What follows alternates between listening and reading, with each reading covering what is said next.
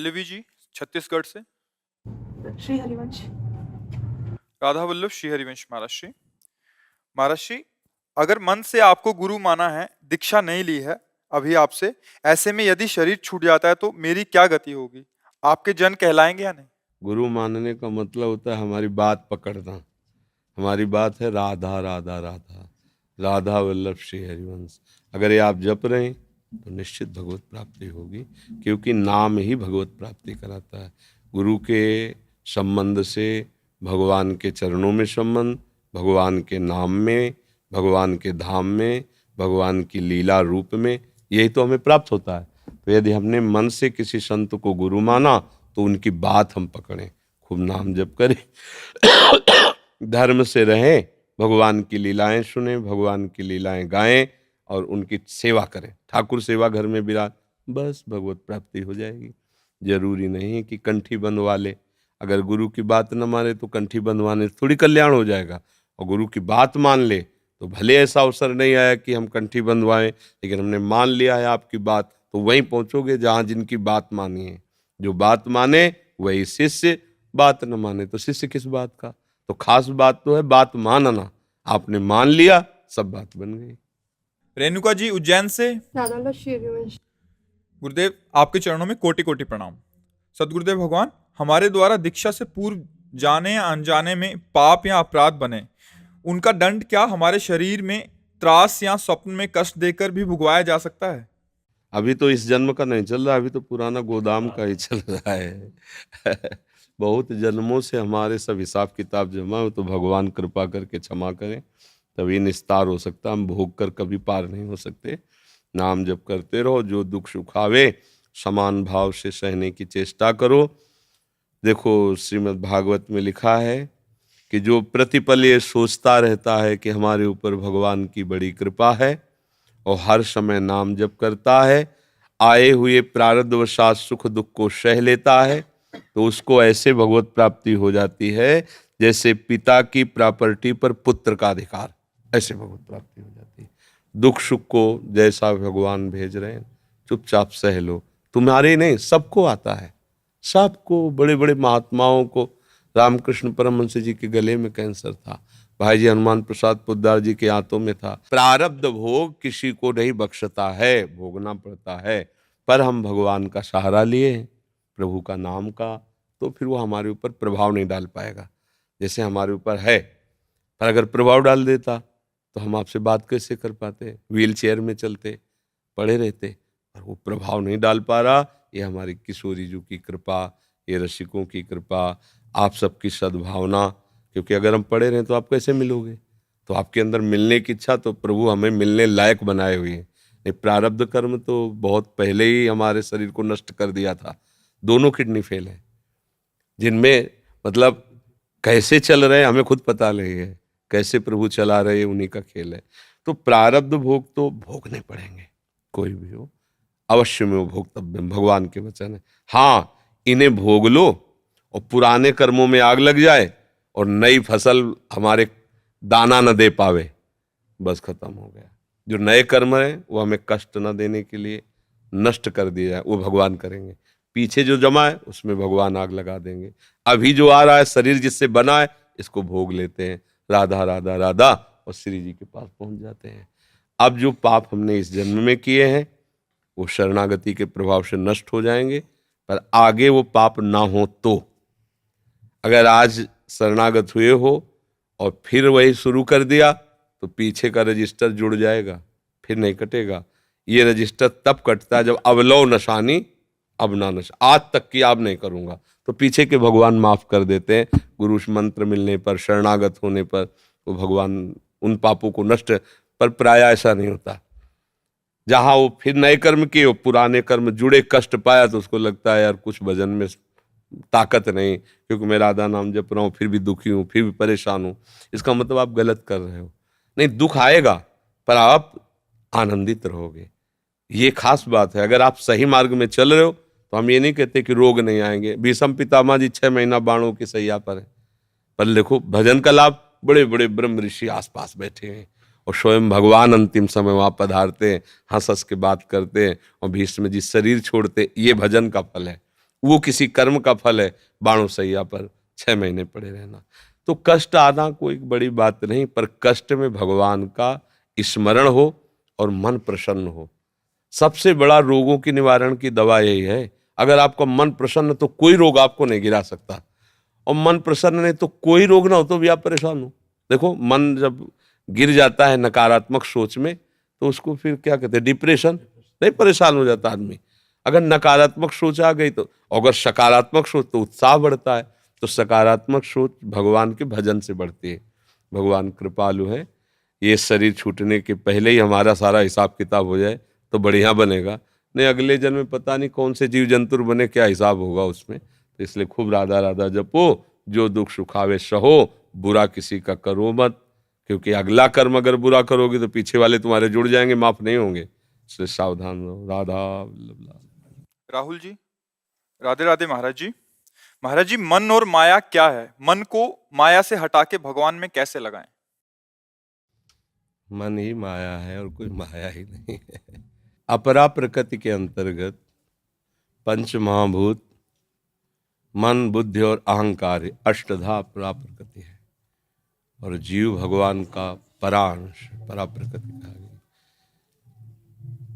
भगवान का चिदानंद अंश भगवत स्वरूप है। वेदांत दर्शन में ब्रह्म स्वरूप है। वही ब्रह्म जो आत्मा स्वरूप से मैं हूं, वही, दूसरा कोई नहीं। अहम ब्रह्मास्मि। पर इसके लिए पहले अपरा प्रकृति का त्याग करना होता है। अन्वय व्यतिरेक 2 पद्धतियां हैं। नहीं नहीं नहीं, फिर जो बचाव है, जब उसको जाना तो सब वही है। पहले ब्रह्म सत्यम जगन मिथ्या 2 विभाग कर दिए गए। अब बच्चे को पता नहीं समझ पा रहे हो कि ना पर उसे हम और सरल भाषा में बाद में बता देंगे। 2 विभाग कर दिए गए, एक सत और एक असत। जो सत है उसका कभी भी अभाव नहीं, ना सतो विद्यते भाव, ना भाव विद्यते सता। जो असत है वो दिखाई दे रहा है, भास रहा है, पर है नहीं। पर हमारी सारी की सारी वृत्तियां असत में लगे, जैसे शरीर, अंतःकरण, इंद्रियां, उनके भोग, शरीर संबंध, यही हमारे विषय हैं। हम अपने स्वरूप को भूल करके इसे अपना मैं मान लिया, यही बहुत बड़ा बंधन है। और जब गुरु कृपा से, भगवत कृपा से इस बात को समझ में लाने के लिए हम साधन करते हैं, उपासना करते हैं, तो उपासना भगवत बोध नहीं कराती है, उपासना असाधनों का त्याग कराती है। और जहां असाधनों का त्याग हुआ, जैसे जल का मटमैलापन और चंचलता, ये दोनों शांत हुई तो धरा में क्या समझ में आ गया, तो वो हमारा स्वरूप ही है, कोई और नहीं है, हमारा स्वरूप ही है। उसी में जीव परमानंद में मगन हो जाता है। अब सरल भाषा में से, एक भगवान ही अपने को बहुत रूपों में प्रकाशित किए, खेलने के लिए अपने आप से, अपने आप में वो खेल रहे हैं। इंद्रियाणाम मनस्यास्मि, वही भगवान मन बन गए, वही भगवान पंचभूत बन गए, वही भगवान ये दृश्य बन गए। अब ये हमें पता नहीं है, तो हम व्यक्ति देखते हैं, दृश्य देखते हैं, गुण देखते हैं, दोष देखते हैं, और अपने को भूल गए और भगवान को भूल गए। इसी का नाम माया है। जो स्वरूप को भुलवा दे, प्रभु को भुलवा दे और जगत को सत्य भाषित करा दे, उसका नाम माया है। माया माने ब्रह्म, ब्रह्म माने अज्ञान, मोह। और जो सत्य का बोध करा दे, भ्रम को हटा दे। जे जाने जग जाए हेराई, जाके जागे जथा स्वपन भ्रम जाए, वो ज्ञान है, वो बोध है, वो भगवत चरणारविंद का प्रेम है। माया और मन, ये दोनों एक ही जाति के हैं, बात समझना। अब इस मन को, जैसे लोहा और पारस में बड़ा अंतर है, पर पारस छू जाए तो सोना बना देगी, ऐसे ही मन को ब्रह्म स्वरूप सदगुरु, शास्त्र, इनकी वाणी के अनुसार चला दे, तस्मात् शास्त्रम प्रमाणम ते कार्याकार्यो, तो मन ही भगवान बन जाएगा, क्योंकि वो मूल में भगवान ही है। अभी लगाना इसलिए कठिन है कि मन को हमने संसार के नानात्व में फंसा दिया, हम ही ने फंसाया है। हमें जो प्रिय लगा उससे राग हो गया, जो अप्रिय लगा उससे द्वेष हो गया। तो राग द्वेष ही ये माया का जाल है। जो राग द्वेष से ऊपर उठ जाता है वही माया मुक्त हो जाता है।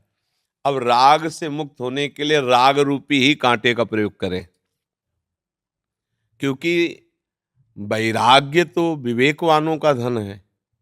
तो हम राग से ही राग को मिटाएं। हमारा प्रगट में रूप में राग है, हमारा प्रगट में गुणों में राग है। तो गुण समुद्र भगवान, रूप समुद्र भगवान, तो हम अपना राग भगवान के चरणों में करें। कैसे? उनका नाम जप करें, उनकी लीलाएं गाएं, उनकी लीलाएं सुने, उनके भक्तों से प्रेम करें, सत्संग सुने, तो हमारे राग का मोड़ हो जाएगा। राग हमारा प्रभु के, जो ही प्रभु की तरफ राग हुआ तो वो अनुराग हो जाता है। वही राग जब जगत की तरफ होता है तो मोह बंधन अज्ञान, वही आसक्ति जब प्रभु या प्रभु के भक्तों में, तो मोक्ष का खुला हुआ द्वार है, वो भगवत प्रेम का अधिकारी हो जाता है। तो पहले बच्चा नाम जप करो।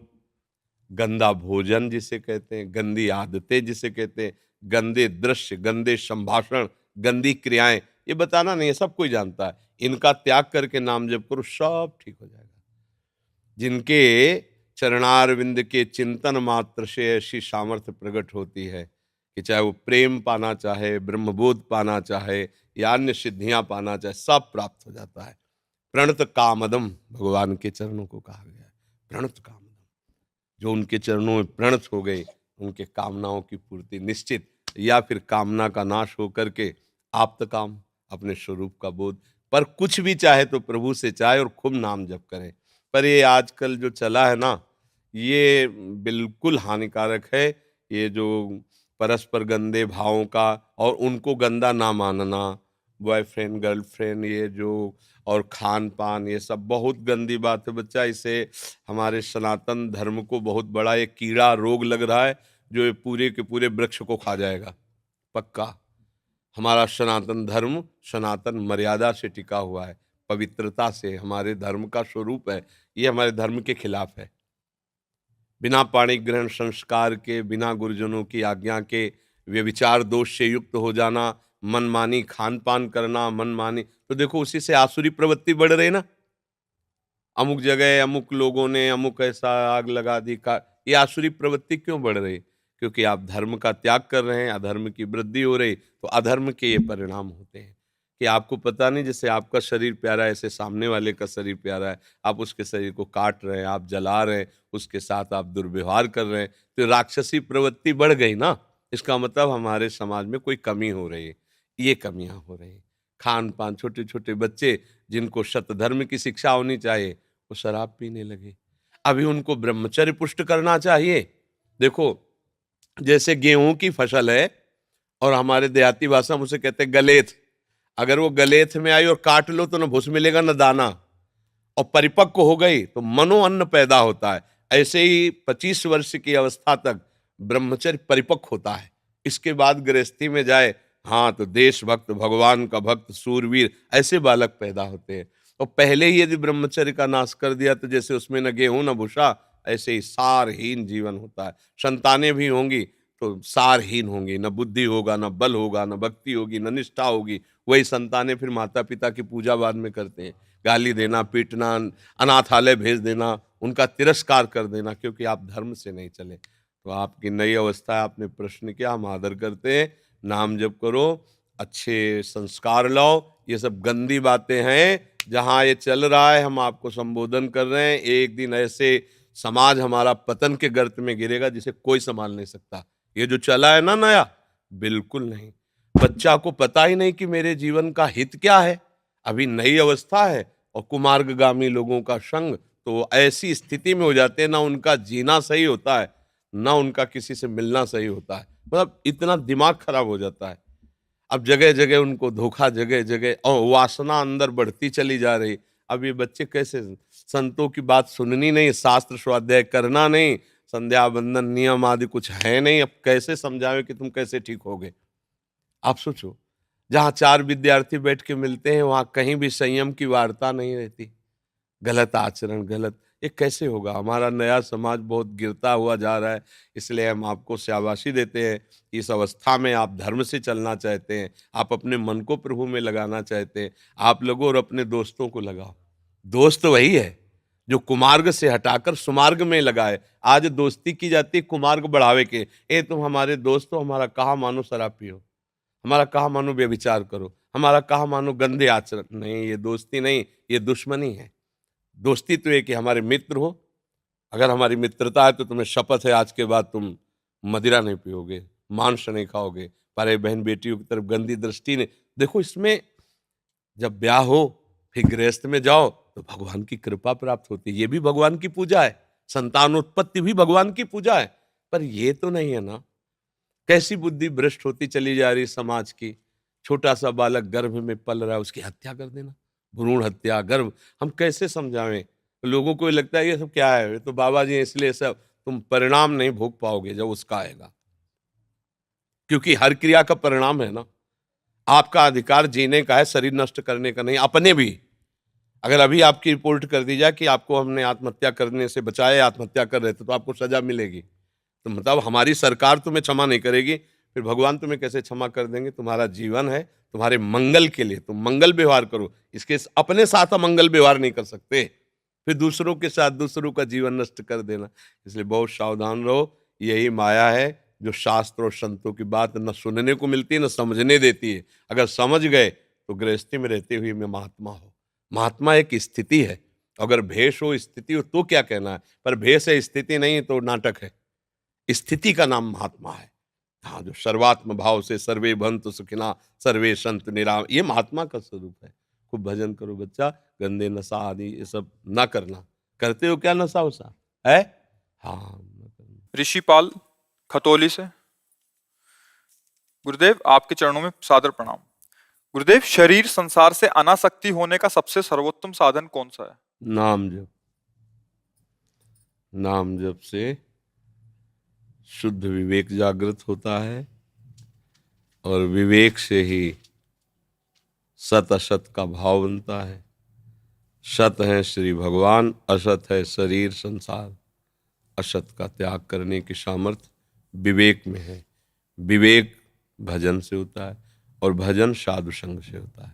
भजन न होई संग बिन, भजन बिना नहीं प्रेम। छिनहु भजन न छाड़िए, धरिए या ध्रुव नेम।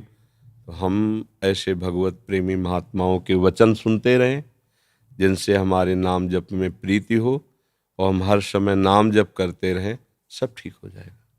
नाम जप के बल से ही बड़े बड़े संत महात्मा इस माया पर विजय प्राप्त किए। दूसरा कोई उपाय नहीं, एक नाम है, नाम ही एक नाम त्रैलोक ही तारे। अगर नाम में प्रीति नहीं है तो सब ज्ञान विज्ञान रखा रह जाएगा। माया बहुत बलवती है, फंसाने में देर नहीं लगती। नाम है तो बस ठीक है। नाम पाहरू दिवस निशि, ध्यान तुम्हार कपाट। समझ रहे? नाम जप रहे हो मतलब हर समय पहरा है नाम का आपके ऊपर, कोई आपको परास्त नहीं कर सकता। मुख में हो राम नाम, राम तेरे साथ में। भगवान तुम्हारे साथ है, भगवान तुम्हारे हाथ में है। कहते ना कि अमुक प्रधानमंत्री या अमुक मंत्री हमारे हाथ में है, तो अखिल लोकों का स्वामी यदि तुम नाम जप करो तुम्हारे हाथ में है, तुम्हारे साथ में है, कोई तुम्हें बिगाड़ नहीं सकता। अच्छा, ये शरीर से अनासक्त होकर हम क्या करेंगे? समझो, शरीर से हम अनासक्त होकर क्या करेंगे? हम शरीर को सेवा का पात्र बना दें तो कैसा रहेगा भाई? जैसे हम तांबे का पात्र लाते हैं, उसे बहुत प्यार से धो के सजा के रखते हैं, श्री जी की सेवा में आता है, तो ये शरीर भी तो श्री जी की सेवा का पात्र है। तो हमें अनासक्त होने की जरूरत नहीं, हमें इसका भाव बदल देना है। ये हाथ हमारे ठीक है, पवित्र हैं, तो हम प्रभु का श्रृंगार करते हैं। किसी बीमार की सेवा कर सकते हैं, माता पिता की सेवा, गुरुजनों की सेवा। तो हमें इससे अनासक्त थोड़ी होना है, हमको उसको सही जगह लगा देना, यही खास बात है। मान लो अनासक्त हो करके, मान लो कि शरीर से हमारा कोई मतलब नहीं, बावरे बन के घूमो, नहीं, इस शरीर को सत्कार्य में लगा देना ही अनासक्ति का मूल स्वरूप है। जब हम इससे स्वयं के लिए भोग भोगते हैं तब फंसाव है। जब हम गंदी बातों में मन लगा देते हैं, गंदे आचरण करते हैं, अब भाई गड़बड़ हो गया। अगर ये शरीर श्री जी का सेवा पात्र मानकर तो युद्ध भी करे तो पूजा हो जाएगी। अर्जुन जी से कह रहे ना कि मां मनुष्य युद्ध च युद्ध कर और मेरा स्मरण कर। तो मुझे लगता है अनासक्ति का सहज स्वरूप ये है कि शरीर से अपने लिए भोग भोगना बंद कर दे। जैसे हम श्री जी की सेवा का पात्र जब लाते ना तो फिर उसमें अपने लिए प्रयोग करने में डर लगता है कि ये श्री जी का सेवा पात्र है। ऐसे ही अब ये शरीर श्री जी की सेवा का पात्र है। अब इसमें हम वही पाएंगे जो श्री जी पाएंगे, हम वही करेंगे जो करना चाहिए। अब गलत नहीं करेंगे क्योंकि ये मेरा नहीं, ये श्री जी का है। अभी संत बन गए, अभी अनासक्त हो गए। आसक्ति तब होती है जब हम शास्त्र के विरुद्ध आचरण करते हैं। पराई बहन बेटियों की तरफ गंदी दृष्टि, गंदे आचरण, गंदा भोजन, गंदा व्यवहार, अब ये है गलत बात है। तो अगर प्रभु को भोग लगा के भोजन पा रहे, पवित्र कपड़े पहन रहे, प्रभु की सेवा कर रहे, समाज की सेवा कर रहे, व्यापार नौकरी किसानी, जो ये सब महात्मा ही हैं। अगर ऐसे चले, समझो पहले। और अगर शरीर में आसक्ति और भोगों में आसक्ति तो चाहे जो भेष धर लो, नरक से नहीं बचोगे। बात समझो। और समझ में आ गई तो पैजामा कुर्ता पैंट शर्ट में भी तुम महात्मा ही हो। विभीषण जी जब भगवान के सामने आ रहे हैं तो न पीला पहने न लाल पहने, राजमंत्री हैं, रावण के भाई हैं। तो भगवान कह रहे तुम सरीखे संत प्रिय मोरे, धरो देह नहीं आन नहीं हो। तुम्हारे जैसे संतों के लिए मैं अवतार धारण करता हूं, तुम्हारे जैसे संत प्रिय हैं। किस बात के लिए? ऐसे क्रूर कर्मी लंका में रह के राम राम जपना, उसको हित की बात समझाना, मारने पर भी उसके हित की बात समझाना, भगवान कहे ऐसे संतों के लिए। तो संत भगवान विभीषण जी को कह रहे हैं, ना वो कोई लाल पीला पहने हैं ना कोई ऐसा, आचरण ही संत है, स्थिति संत की है। अगर हम सही आचरण से चले तो गृहस्थी में रहते हुए संत हैं। भगवान कह रहे तुम सरीखे संत प्रिय मोरे। अगर आचरण बिगड़ जाए तो भैया चाहे जो भेष रख लो, भेष तुम्हें नहीं बचा पाएगा, तुम्हारी दुर्गति पक्की है। तो हमें लगता है हम सबको चाहिए भगवान का भजन करना और सही आचरण से चलना। ये शरीर भगवान ने दिया है, ये तो सब मानते हो ना। तो भगवान की दी हुई वस्तु का दुरुपयोग क्यों करो? अभी हम आपको कोई कपड़ा दे तो आप उसे बड़े आदर से रखोगे कि ये साधारण कपड़ा नहीं भाई, संत ने दिया, गुरुदेव ने दिया। तो हमको तो भगवान ने दिया ये शरीर, इसका गंदी जगह प्रयोग क्यों कर रहे हो? अपराध क्यों कर रहे हो? पाप क्यों कर रहे हो? गंदा भोजन क्यों डाल रहे हो? कोई हम आपको कपड़ा दे और कैसे पैरों के नीचे कोई रौंदे तो आपको कैसा लगेगा? हमें माया रौंद रही है।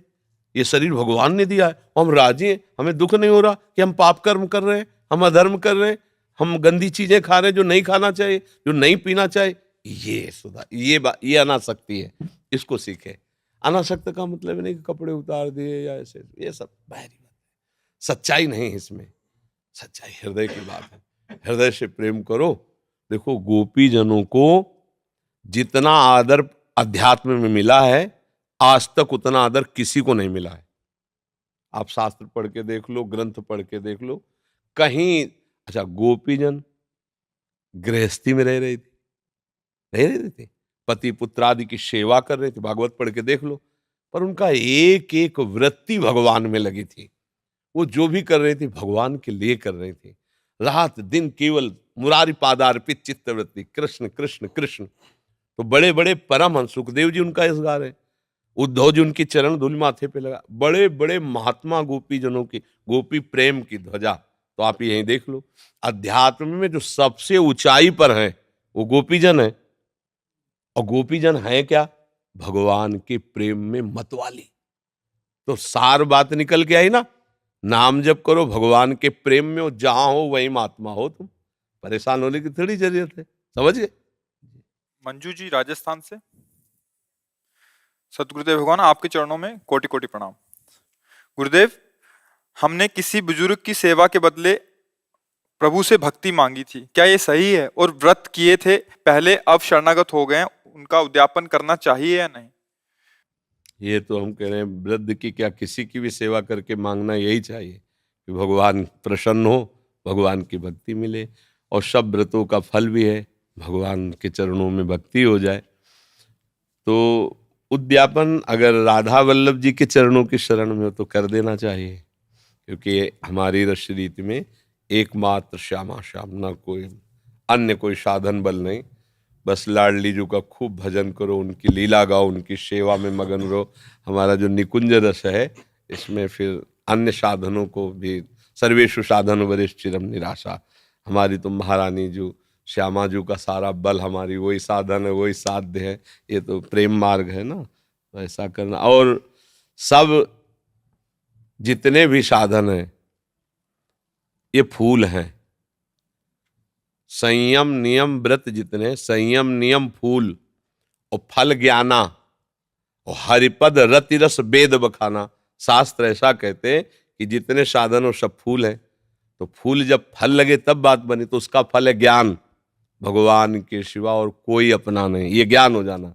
और इसका रस है प्रेम। अब ऐसे भगवान से प्रेम हो जाए तब बात बने। तो फूल और फल और रस, जब रस मिलता है तब तृप्ति मिलती है। केवल फल से भी नहीं बनेगा, रस प्राप्त हो तो फल है ज्ञान। ज्ञान का मतलब एक भगवान के सिवा न कुछ था, न है, न रहेगा, वही मेरे प्यारे हैं। अब उनमें हमारी रस बुद्धि हो, हम उनका नाम जपते हुए रोएं, उनकी लीला चिंतन करते हुए गाएं, उनसे प्रार्थना करें कि कभी तो कृपा कर हमारे नेत्रों में आ जाओ, एक बार तो सामने आ जाओ। ऐसे हम उनसे पुकारें, प्रार्थना करें, सब काम बन जाए। संसार में भी सुखी रहोगे और परलोक में भी सुखी रहोगे। यदि भगवान का भजन किया है तो ये संपत्ति कभी नष्ट नहीं। एक बार राम बोला, कृष्ण बोला, हरि बोला, राधा बोला, ये कभी नष्ट नहीं होगा। अविनाशी भगवान का नाम तुम्हें बचा लेगा, तुम्हें संभाल लेगा। इस लोक परलोक में तुम्हें सब जगह सुख मिलेगा। पर बड़े भाग्य हैं जो ये कर पावे, नहीं तो ये माया अभी जहाँ निकलोगे ना, ऐसी धूल डालेगी कि सब बातें हल्की हो जाएंगी, ये अच्छा लगने लगेगा संसार। श्रद्धा पांडे जी नागपुर से। गुरुदेव आपके चरणों में कोटि कोटि प्रणाम। महाराज जी आपसे कैसे मिले? जैसे नाभा जी अपने गुरु जी से मिले हुए थे, ऐसी स्थिति तक हम कैसे पहुंच सकते हैं? राधा नाम, राधा चरणारविंद का आश्रय, राधा धाम की रज हो जाएगा। राधा नाम, राधा धाम, राधा चरण रज, सब कुछ प्राप्त हो जाएगा। महाराज जब आप थोड़ी देर के लिए मिलते हैं तो फिर वो ऐसा लगता है कि आप अभी शरीर को देखती हैं, ये मिलन मिलन नहीं है। स्वरूप से मिलन मिलन होता है। ये शरीर तो बाहरी चीज है, मलमूत्र की थैली है, सजा के बैठा ले हुए हैं और कुछ नहीं है। ये मलमूत्र की थैली है, इसे सजा के बैठा ले हुए हैं, पर इसके अंदर जो तत्व है उसी को पाने के लिए तो कह रहे हैं कि राधा धाम, राधा नाम, राधा चरण रज, तभी आप हमें जान पाएंगे। जो हमारा स्वरूप है वो ये राधा चरण रज, राधा नाम, राधा धाम ही मिलाएगा, दूसरी कोई सामर्थ्य नहीं। तभी तुम कहते हो भाई गोली मारोगे पंचभूत नष्ट होगा, पूजा करोगे इसके ऊपर फूल चढ़ेगा, हमें तुम स्पर्श भी नहीं कर सकते। राधा नाम जपो, राधा चरण रज लगाओ और राधा किशोरी जी का आश्रय लो, धाम का आश्रय लो, हमारा परिचय प्राप्त कर लोगे, हमारे स्वरूप हो जाओगे और हम और तुम दो नहीं रह जाएंगे। ये मार्ग अध्यात्म है, प्रगट का संसारिक मार्ग तो है नहीं। तो इसलिए चाहे जो भी शरीर हो, ये शरीर तो पांच भौतिक है, ये शरीर घड़े हैं। सूर्य का तेज जो पड़ रहा है प्रतिबिंब, वो एक ही है सूर्य। 1000 घड़े रख दो, 1 करोड़ घड़े रख दो, सब में 1000 करोड़ सूर्य दिखाई देंगे तो 1000 करोड़ सूर्य वो नहीं हो गए। सूर्य एक ही है, 1000 घड़ों के नष्ट होने पर सूर्य पर कोई प्रभाव नहीं पड़ेगा। तो ऐसे ही गुरु का स्वरूप, संत का स्वरूप, आपका स्वरूप, ये सब चिदानंदमय है। हम देह भाव से विचर रहे हैं, इसी देह भाव का त्याग करके अपने सहचरी भाव में या जो गुरु प्रदत्त भाव उसमें पहुंचने पर ही बात समझ में आएगी। ये देह भाव में तो बहुत ही गड़बड़ है, इसमें काम है, क्रोध है, लोभ है, मोह है। तो अगर कोई देह को प्यार करता है तो सही माने में अभी वो जाना नहीं है, अभी वो माना नहीं है। जब जान जाएगा और मान जाएगा तो ये देह तो आज है कल नहीं रहेगी, लेकिन जो हमारा स्वरूप है वो अविनाशी है। जहाँ पुकारोगे वहीं वो आपको अनुभव में आ जाएगा। तो सही मिलन स्वरूप का मिलन है, देह का मिलन तो कोई महत्व नहीं रखता है। अब जैसे आप हमसे मिले, हमारी बात मान जाओ तो मिलन का फल हो गया, और आप ना माने तो क्या है, 2 मिनट में अभी माया भुलवा देगी, बाहर निकलते ही खत्म। न रूप का चिंतन, न वाणी का चिंतन, न धाम का चिंतन। तो ये बात है। महाराज जी, पढ़ाई करते हुए मंत्र करने के कारण कभी कभी मंत्र का एक शब्द गलती से लिख जाता है, क्या ये अपराध है? वैसे कापी आदि में तो नहीं लिखना चाहिए, सावधानी रखनी चाहिए। जो गुरु परंपरा में निषेध किया गया उसे माने। गुरु मंत्र का बाहर शब्द न उच्चारण हो, कहीं लिखे नहीं। अंदर अंदर तो लिखना ही है मानसिक में, कहीं बाहर ऐसा नहीं। असावधानी ऐसे कैसे, हम तो कहते हैं असावधानी हो कैसे जाती है, नहीं हो पाएगी। आज तक नहीं हुआ, आज तक पूरा जीवन हो गया, एक शब्द भी निकल जाए, ऐसे कैसे कैसे निकल जाएगा? हम छोटी सी बात कहते हैं, आपने कितने पाप किए, कब निकल गया आपसे? कब निकल गया? किसी के सामने निकला? अगर आप कह दो कि निकल जाता है तो हमें बताओ, आपने ऐसे ऐसे पाप किए हैं जो किसी को पता नहीं है, वो कब आपसे निकल गया मुंह से? हाँ, पाप छुपाने में इतने प्रवीण हो तो गुरुमंत्र छुपाने में इससे करोड़ गुना प्रवीण होना चाहिए। ये लोग लेके थे कि अब चूक हो गई तो भला तुम अपनी कत्ल की, अपनी हिंसा की, अपने व्यभिचार की, अपनी चोरी की, अपनी गंदी बात कभी चूक से निकाल देते, तुम तुम्हें मानते कि चूक हो गई, निकले। अगर कोई कहेगा ना तो और स्वरूप टाइट करके आप बोलेंगे कैसे कह सकते हो आप ऐसा? पाप को, अधर्म को इतना गुप्त, और जो हमें भगवत प्राप्ति कराने वाला मंत्र वो निकल गया, या वो लिख दिया, या वो भूल हो गई, मुझे समझ में नहीं आता है। महाराज जी, वो जब मंत्र आपने देख देख के करने को बोले थे, जब पढ़ते हैं, जब कोई शब्द सामने आता है तो मंत्र और ज्यादा मतलब जोर डालने लगता है। ऐसे जोर डालने, जब हम लिखने में और ध्यानस्थ हैं तो बाहरी क्रियाएं होती रहेंगी, वो तो चल रहा है ना। अभी अभ्यास की कमजोरी है, अभी मतलब चलो और चलो और अभ्यास गाढ़ करो। और मतलब ऐसा अभ्यास है, होता है कि अगर कुछ भी मुंह में गया तो हमें समझाना पड़ता है कि ये प्रसाद है, झूठा नहीं है। नहीं, बार बार वो मंत्र के लिए रोकेगा, नहीं मुंह झूठा है, मुझ नहीं, ये श्री जी का प्रसाद झूठा नहीं। जब परिपक्व हो गया दिमाग में तब फिर वो चलेगा, नहीं तो नाम चलने लगेगा, मंत्र रुक जाएगा। बातचीत करते हुए यदि हमारी पादुका में पैर गए तो लघुशंका के लिए पादुका को जैसे बंद, उसमें थोड़ी कि वो बंद नाम स्वरूप, फिर तब लगता है कि भगवान की कितनी कृपा है। अब ऐसा नहीं कि हम सोच में बैठे हैं, ध्यानस्थ हैं तो हमारे मंत्र चल रहा है, कब भी नहीं। अभ्यास योग युक्तेन चेतसा नाम। अभ्यास कोई छोटी मोटी चीज होती है? अभ्यास, हमारी अभ्यास में कमी है, इसलिए अभ्यास को और पुष्ट करो। एक बार हम जब बच्चापन में नाम जप का अभ्यास कर रहे थे तो वो गाँव में जैसे अभ्यास आदि होते तो बड़े बड़े वो लगते हैं, वो वाले लंबे वाले, मतलब चीख के, तो आश्रम में धूम मचे जाती है, जो फिल्मी गाना बजाते गांव के लोगों का ब्याह हो, बड़ा विक्षेप पड़ता। तो हम कहा ये विक्षेप तो जीवन भर बना रहेगा, कहीं ना कहीं तो कुछ बजेगा, अब हमको इसी में ठीक करना है। तो जहां साउंड बजता वहां पास खड़े होकर के मंत्राकार वृत्ति घंटों। अब क्या हुआ, अभ्यास ने ऐसा कि वो साउंड जितना बजेगा उससे जोर से हमारा मंत्र अंदर चलेगा, अंदर चल रहा है।